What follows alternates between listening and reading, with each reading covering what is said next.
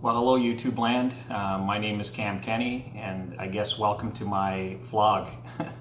This is day one of my new channel, and primarily in my channel I like to talk about the success I've had with the ketogenic diet, or ketogenic lifestyle as I like to call it. It's not really a diet.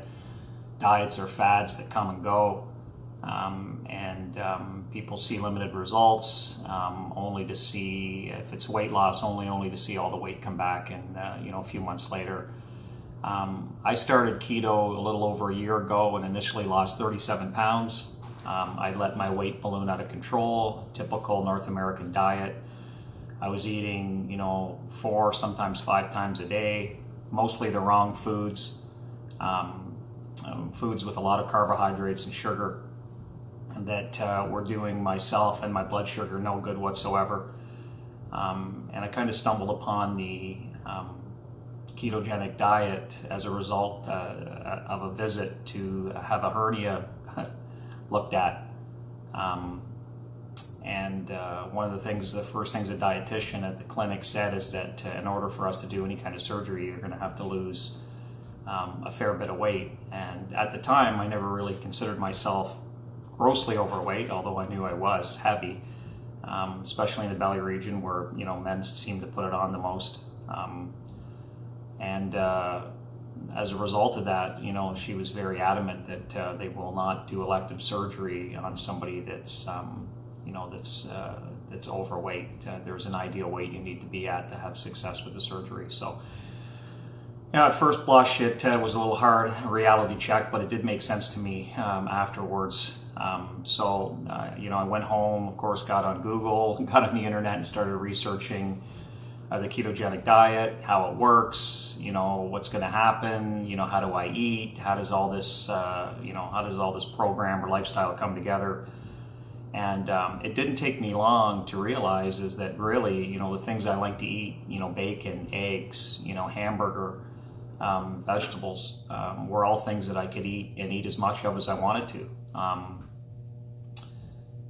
It was really just cutting down on the sugars, the simple sugars, the refined sugars mostly, but carbohydrates, pasta, bread, starches.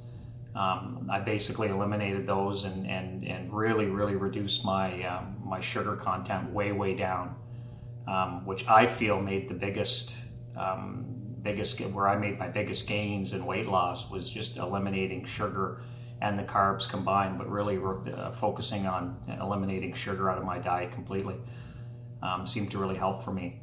About a month into it, I ran across a video on YouTube by Dr. Jason Fung, who's a Canadian doctor that deals with type 2 diabetes and kidney issues.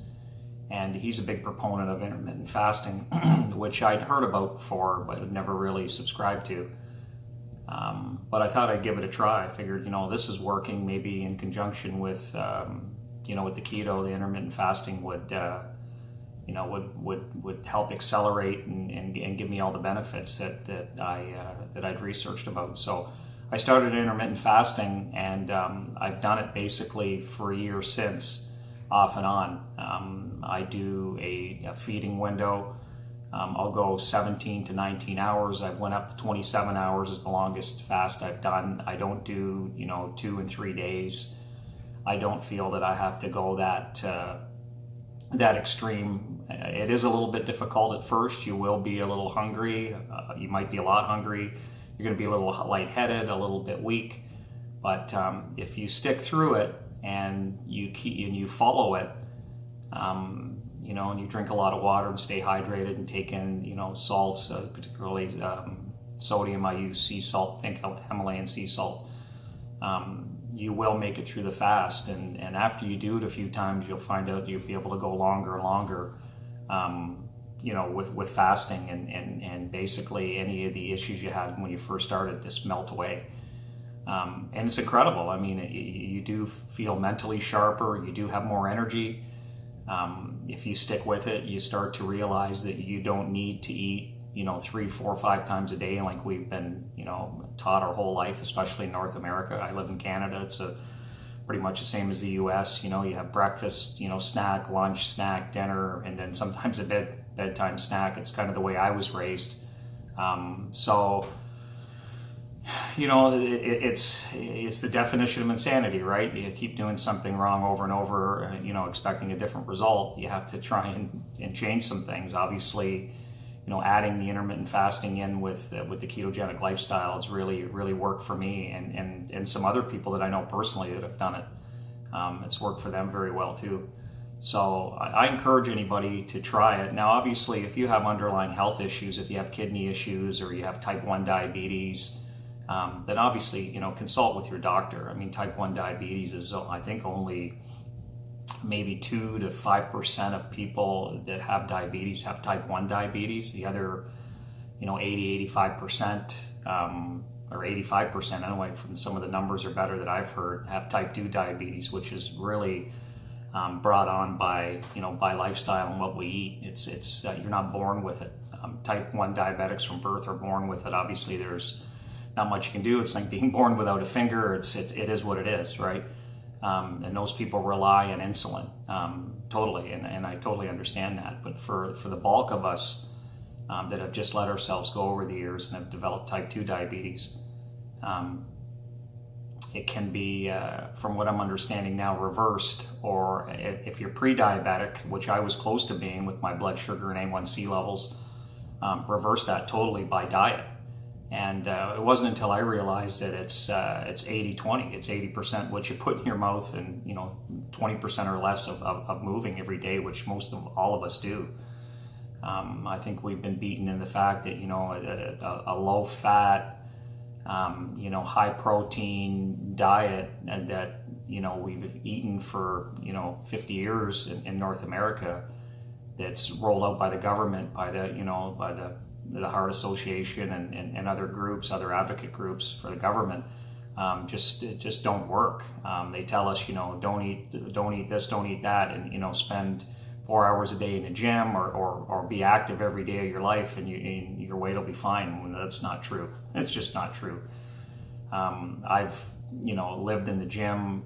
I've been a member of a gym on and off for many years, and yes, by going to the gym 5 days a week and burning, you know, 1,500, 2,000 calories on a treadmill, you will lose some weight, but it doesn't, it's very short-lived. The weight goes off and then it comes back on as soon as you stop becoming active. And the one thing that, you know, I didn't change in those times really was what I was eating. I figured as long as I was working out like crazy in the gym, I could pretty much still eat what I wanted to.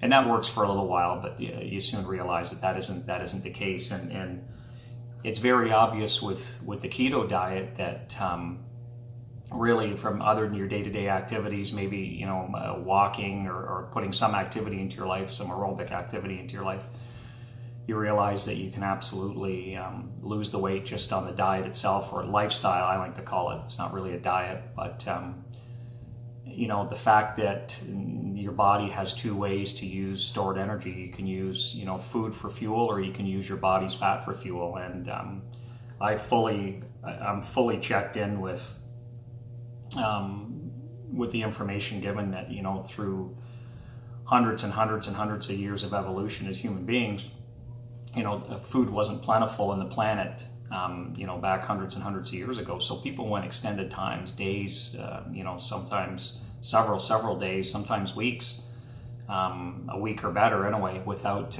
any discernible food. And these people didn't perish. It's proven they didn't perish from malnourishment. The fact of the matter is that we're lulled in by our government and by the big food companies, you know, and advertising, and just the way we were raised, you know, especially I was raised through the 70s, you know, the early 70s.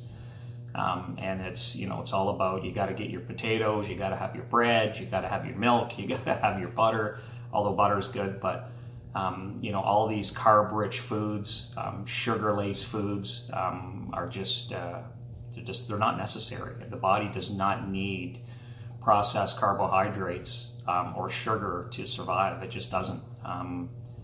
And when you switch from, you know, when you first start keto and you switch your eating habits to, you know, all things healthy fat, and you cut down on your carbs. And I mean, you know, I was down at one point to probably 5 grams or less of total carbs per day. You'll start to see magical things happen. It really is, and it's not magic. It's the body's way of adapting. You know, within 24 to 48 hours, you know, purging yourself from carbs and sugars. Once your body starts to go into ketosis, I mean, you can feel it. You feel the symptoms of it. It's almost like a little bit of withdrawal from if you're a heavy drinker, or you know, if somebody's, you know, been hooked on drugs and they come off of drugs. You know, there's obviously, you know, a period of time that you suffer a little bit, and I wouldn't say suffer is the right word. It's just you know, you notice a change in your body. You notice that your body's adapting to, you know, using its own fuel, its fat, stored fat for energy, you know, as opposed to food fuel from eating, and especially carbs. Not to say that you can't eat. You can't stop eating forever. I mean, we all obviously know that. You know, you don't want to go days and days and days and not eat. But the myth of you have to eat 3 to 4 meals a day and you have to have, you know, starches and carbohydrates, it's just nonsense. It's just not true at all. I've done very, very well. My body's responded. Everybody's going to respond a little bit different, but it is a chemical process that we are able to have. It's you know, bred into us as humans that, you know, if we can't, you know, go out and hunt for an animal or find, you know, food, scurry around to find food, you know, in the winter, that we can go a sustained amount of time and survive. And that built-in safety mechanism, if you will, is our ability to burn our own fat. So as you go through keto, you start to realize that you don't need to eat, you know, 3, 4, 5 times a day, especially carb-rich meals. I eat once, maybe twice a day, and I'm fully satisfied. You find when you get into ketosis, your hunger goes away. You're not hungry all the time. You're not, you know, constantly thinking about food. When you're on a carb-rich, high-sugar diet, you eat, you know, an hour later you're hungry again. Especially processed foods that are really designed that way. They're genetically altered to the whole thing. GMO, genetically modified foods are designed to basically, you know, make you hungry an hour or two after you eat them. So you eat more, and it's a never-ending loop, a huge negative feedback loop to, you know, just continuously going through this and maybe going to the gym or being active and wondering, you know, why am I not losing the weight? Why am I tired? Why am I pre-diabetic? Why am I diabetic? You know, why am I, you know, sick all the time? Why am I foggy? Anyways, I'm just an average guy. There's tons and tons of resources on YouTube about the keto diet, the ketogenic lifestyle. I think like anything, you can get carried away with it. I think if you keep it simple and try it and kind of ease yourself into it a little bit, I think you'll find that it really works. I fully subscribe to it.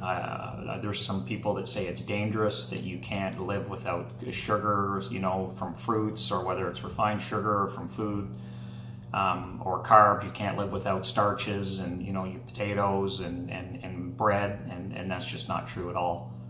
The body does quite fine without sugars and without carbs. So anyways, this is my first go at YouTube here to just talk as a normal guy. I look forward to any, you know, feedback. Please leave them in the comments below. If you like what you heard from me, I'm going to try and make some videos here, maybe 1, maybe 2 times a week when time permits. You know, I'd like to try and get some discussion going and just get some feedback from, you know, other people trying it, from other people that have been on it longer than I have, to what their successes are, how they feel. I believe it's a growing community. Obviously, you know, personal care, especially health care, is very, very important to all of us. As we know, without our health, not a lot else matters. So anyways, until we speak again, I wish everybody a fantastic day, a fantastic week, wherever you are in the world, and we'll talk soon. Cheers.